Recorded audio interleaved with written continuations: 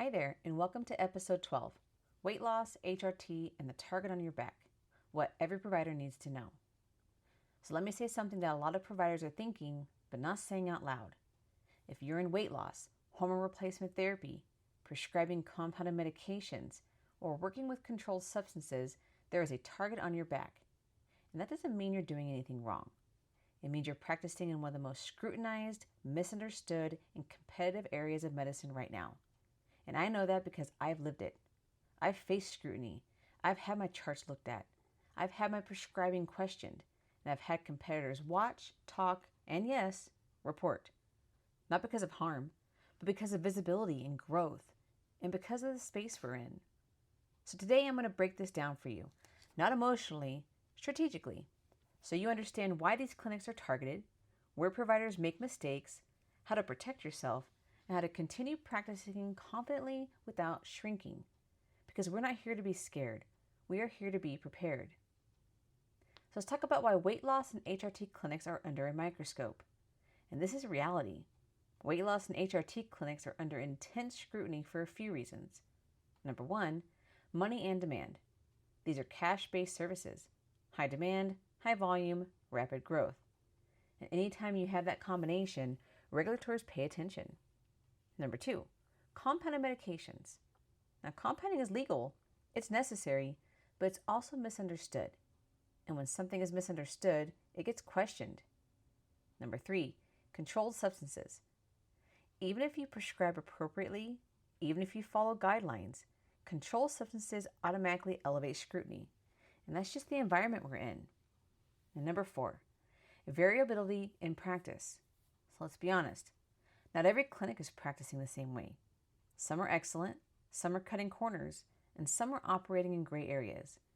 And when the boards see variability, they start looking closer at everyone. Not just the bad actors, everyone. And here's my experience with scrutiny, and I want to talk to you about this honestly, because providers need to hear this. You could be doing your best, you can care about your patients, and you can follow your protocols and still be questioned. I've had moments where I thought, did I miss something?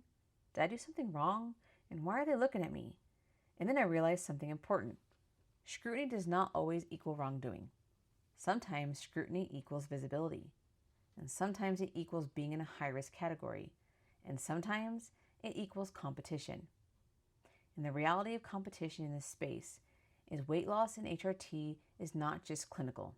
It's competitive. You have med spas, telehealth companies, wellness clinics, new grads opening businesses, and large corporations entering this space. And when competition increases, so does comparison, and sometimes reporting. So let's be honest about that. There are providers who watch your marketing, question your dosing, talk about your clinic, and report concerns. Not always about patient safety, and sometimes it's just out of insecurity.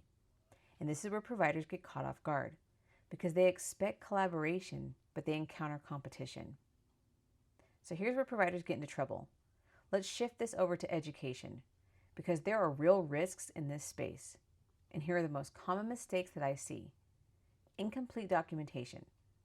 Prescribing without documenting, like the BMI, comorbidities, failed lifestyle attempts, and clinical reasoning, if it's not there, it looks careless. Weak consents. Weight loss and HRT require strong consent forms, not just signatures. Clear documentation of risks, alternatives, expectations, and off-label use if applicable. Then there's poor follow-up. Starting therapy without a follow-up plan, lab monitoring, reassessment. Boards look at continuity of care, and they want to see that. Then there's over-reliance on protocols. Now, protocols are helpful, but they do not replace clinical judgment. If every chart says per protocol, that is not defensible. And then there's staff overreach. Now, we talked about this in episode 11, but in this space, it's amplified. Staff promise prescriptions, they discuss dosing, and they give clinical advice. And that creates a serious risk. And then there's compounded medications and what you must understand, because this is a huge area of confusion. Now, compounded medications, they're legal, widely used, and clinically necessary in many cases, but they come with responsibility. You must be able to answer why compounded instead of commercial, Why this pharmacy? What is the indication? And how are you monitoring? If you cannot clearly justify those decisions, it becomes vulnerability. Then there's controlled substances. The documentation standard is higher. And if you prescribe controlled substances, your documentation must be tighter. Not average, not minimal, tighter. You should have indication clearly documented, risk discussions documented, PDMP checks, follow-up plan, and monitoring strategy. Because controlled substances trigger audits, pharmacy scrutiny, and regulatory attention, even when you're doing everything right. So how do you protect yourself in this space? Well, let's talk about it. There's documenting clinical reasoning, not just what you did, why you did it. Then there's your consent forms. Every patient, every time, no exceptions. Audit your charts, quarterly at minimum. And control staff communication. Staff should never speak clinically, ever. And clean marketing. Do not overpromise, compare aggressively, make exaggerated claims, stay professional, and stay within your scope, clearly, not just technically, clearly and defensively. Now let's talk about the emotional side of being targeted, because what it feels like is terrible, because providers don't talk about this enough. It feels stressful, unfair, isolating, confusing. You start second guessing yourself. You start practicing more cautiously, and you start wondering who's watching. And that can either make you stronger or make you shrink. And I'm going to tell you this clearly. You do not shrink. You tighten your systems. You strengthen your documentation. You lead your clinic better, but you do not shrink your practice out of fear. And there's a difference between practicing in a high-risk space and practicing recklessly. Weight loss clinics and HRT clinics are high-risk categories. That does not make them wrong. It just means that they require higher awareness, stronger documentation, and better systems. You can operate safely in this space, but you cannot operate casually. And this is what I want providers to take from this. If you are in this space, I want you to understand you are not alone, you're not the only one being watched, and you're not the only one being questioned. But the providers who survive and thrive are the ones who prepare. They're the ones who document clearly, lead strongly, build systems, stay professional, don't engage in drama, and don't cut corners. Those providers build longevity. So weight loss and HRT clinics are not going anywhere.